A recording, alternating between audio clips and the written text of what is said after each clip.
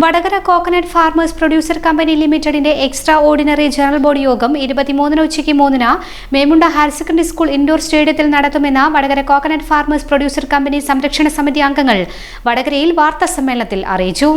Vadakara coconut farmers producer company ലിമിറ്റഡിന്റെ extraordinary general body യോഗം 2025 November മാസം 23 തീയതി ഞായറാഴ്ച ഉച്ചയ്ക്ക് 3 മണിക്ക് മേമുണ്ട ഹയർ സെക്കൻഡറി സ്കൂൾ ഗ്രൗണ്ടിൽ ഇൻഡോർ സ്റ്റേഡിയത്തിൽ വെച്ച് നടക്കുകയാണ്. അതിൻ്റെ ഭാഗമായാണ് ഈ പത്രസമ്മേളനം വിളിച്ചു ചേർത്തിട്ടുള്ളത്. കമ്പനിയുടെ ജനറൽ ബോഡി യോഗം അതിൻ്റെ കൃത്യമായ രീതിയിൽ നേരത്തെ സൂചിപ്പിച്ച പോലെ നടക്കുന്നില്ല. അപ്പോൾ 9ാമത് ജനറൽ ബോഡി യോഗം നടന്നപ്പോൾ അതുവരെ ഈ ഷെയർ ഉടമകളൊന്നും ഇതിനെപ്പറ്റി വലുതായിട്ട് അറിയില്ല. അപ്പോൾ 9ാമത് ജനറൽ ബോഡി യോഗം നടന്നപ്പം കുറച്ച് ആൾക്കാർ ഈ വിവരം മാറ്റിവെച്ച ജനറൽ ബോഡി യോഗം എന്നാണ് പറയുക. മാറ്റിവെച്ച ജനറൽ ബോഡി യോഗം വടകര ടൗൺ ഹാളിൽ വെച്ച് നടത്തി. അപ്പോൾ ഇത് അറിഞ്ഞ കുറച്ച് ആൾക്കാർ അവിടെ വന്നിട്ട് അവർ പറഞ്ഞു ഇത് വ്യവസ്ഥാപിതമായിട്ട് മിനിറ്റ്സ് വേണം, അജണ്ട വേണം, മറ്റു കാര്യങ്ങളൊക്കെ വേണം എന്ന് പറഞ്ഞപ്പോൾ പ്രശ്നമായപ്പോൾ വടകരയിൽ നിന്ന് പോലീസ് വന്നു. അവിടെ ഒരു സംഘർഷം ഉണ്ടാകുമെന്ന് തോന്നിയപ്പോൾ പോലീസ് ഇടപെട്ട് പോലീസ് പറഞ്ഞു യോഗം നിർത്തിവെക്കണമെന്ന് പറഞ്ഞു. നിർത്തിവെച്ചു. അടുത്ത ദിവസം വിശാലമായ യോഗം വിളിക്കണം എന്നും പറഞ്ഞ് പിന്നെ ചെയർമാനോട് പറഞ്ഞു. ചെയർമാൻ അതുപ്രകാരം യോഗം പിരിച്ചുവിട്ടതായിട്ട് പറഞ്ഞു. അടുത്ത ദിവസം പിന്നീട് അറിയിക്കാമെന്ന് പറഞ്ഞു. അത് ആയ കാര്യമാണ് ഇപ്പം പറഞ്ഞത്. പിറ്റേ ദിവസം വന്നൊരു പത്രക്കുറിപ്പാണ് നമ്മൾ കാണുന്നത്. ഇങ്ങനെ സമ്മേളനം നടന്നിട്ട് അങ്ങനെ അത് കഴിഞ്ഞു. അങ്ങനെ ROCക്ക് പരാതിയൊക്കെ കൊടുത്തു.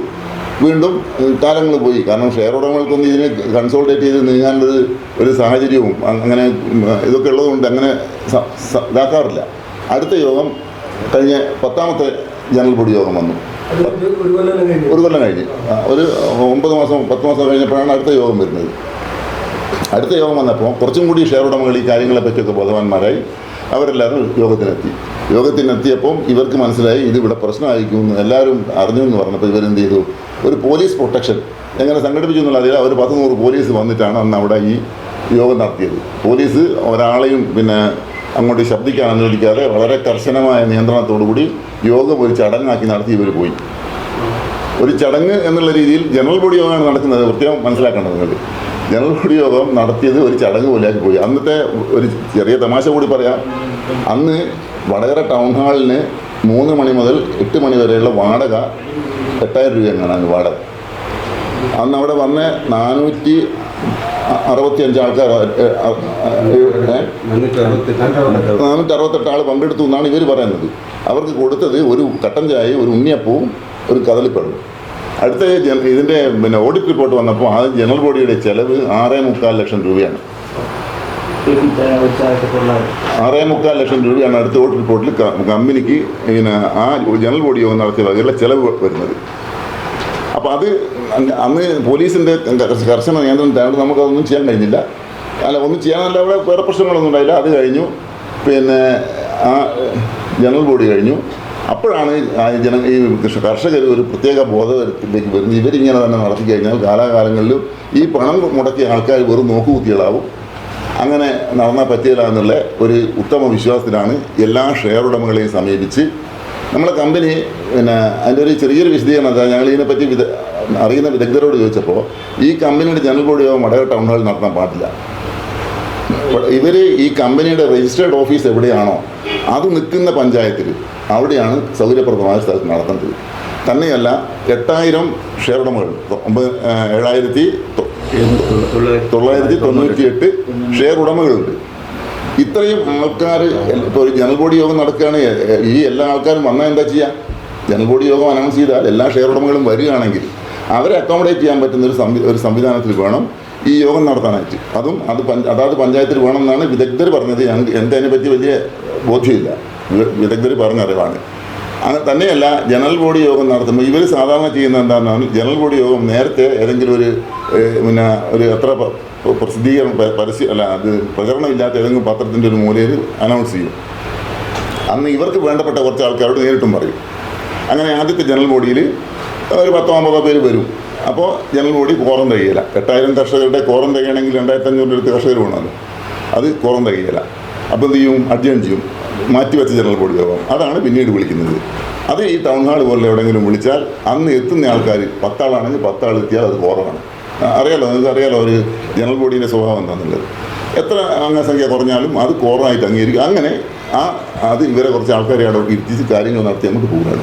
ഇതൊന്നും സാധാരണഗതിയിൽ നമ്മൾ ഷെയർ ഉടമകൾ ശ്രദ്ധിക്കാറില്ല. അങ്ങനെ പോയി ഇപ്പം കമ്പനിയുടെ അവസ്ഥ വളരെ പരിതാപകരമായതുകൊണ്ടാണ് ഈ രീതിയിൽ ഞങ്ങൾ ഷെയർ ഉടമകളെയൊക്കെ സംഘടിപ്പിച്ച് എല്ലായിടത്തും ഇപ്പോൾ ഞങ്ങൾ നിയമവിദഗ്ധരൊക്കെ അന്വേഷിച്ചപ്പം പറഞ്ഞു 10% ഷെയർ ഉടമകൾ ഒപ്പ് വെച്ച് കൊടുത്താൽ 10%, അതായത് 8000 കർഷകരിൽ 800 പേര് ഒപ്പിട്ട് കൊടുത്താൽ ഒരു സ്പെഷ്യൽ ജനറൽ ബോഡി യോഗം കമ്പനി വിളിച്ചിരിക്കണം.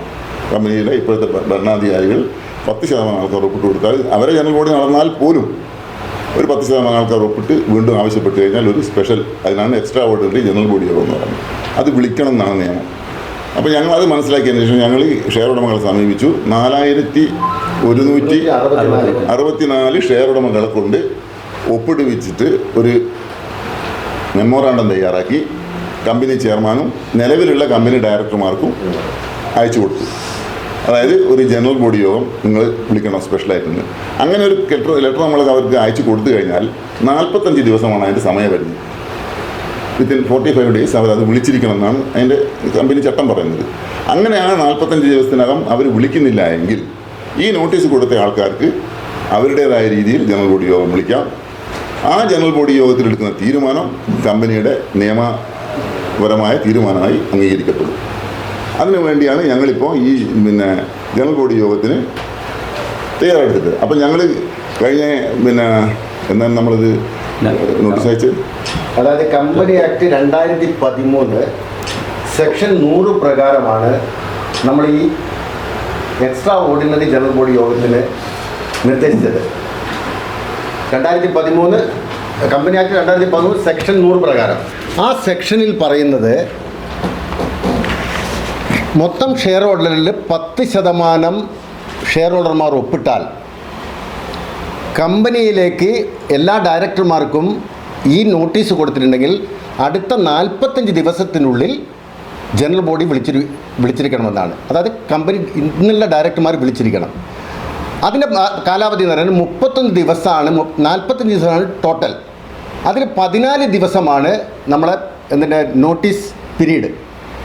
ഷെയർ ഹോൾഡറിനെ അറിയിക്കേണ്ട ദിവസമാണ് നമ്മളെ ബൈലോ പ്രകാരം 14 ദിവസമാണ്. ആ 14 ദിവസത്തിനുള്ളിൽ 14 ദിവസം ടോട്ടൽ 45 ദിവസം. ആ 45 ദിവസം കഴിഞ്ഞതിന് ശേഷമാണ് 48ാമത്തെ ദിവസമാണ് നമ്മൾ ഈ ജനറൽ ബോഡി 23-ാം തീയതി വിളിച്ചിരിക്കുന്നത്. ഈ കമ്പനി ചട്ടപ്രകാരം 45 ദിവസത്തിനുള്ളിൽ നിലവിലുള്ള ഭരണസമിതി ജനറൽ ബോഡി വിളിച്ചിട്ടില്ലെങ്കിൽ അടുത്ത 15 ദിവസത്തിനുള്ളിൽ ഷെയർ ഹോൾഡർമാർക്ക് ജനറൽ ബോഡി വിളിച്ചിട്ട് അവരുടെ അജണ്ട നടപ്പാക്കാനുള്ള അധികാരം ഈ കമ്പനി ആക്ടിൽ നിക്ഷിപ്തമാണ്. ആ കമ്പനി ആക്ട് പ്രകാരമാണ് ഞങ്ങൾ ഈ general body extraordinary general ബോഡിയായിട്ട് നമ്മൾ മുന്നോട്ട് പോകുന്നത്. കൺമുന്നിലുള്ളത് കാണാൻ എന്തിന് ഫിലാഡൽഫിയ വരെ പോണം? ഫരീദ ഓപ്റ്റിക്സ് ഉള്ളപ്പോൾ ഇനി കാഴ്ചകൾക്കും തെളിമയേറും. ഫരീദ ഓപ്റ്റിക്സ് വടകര, ഇനി എല്ലാം തെളിഞ്ഞു കാണാം.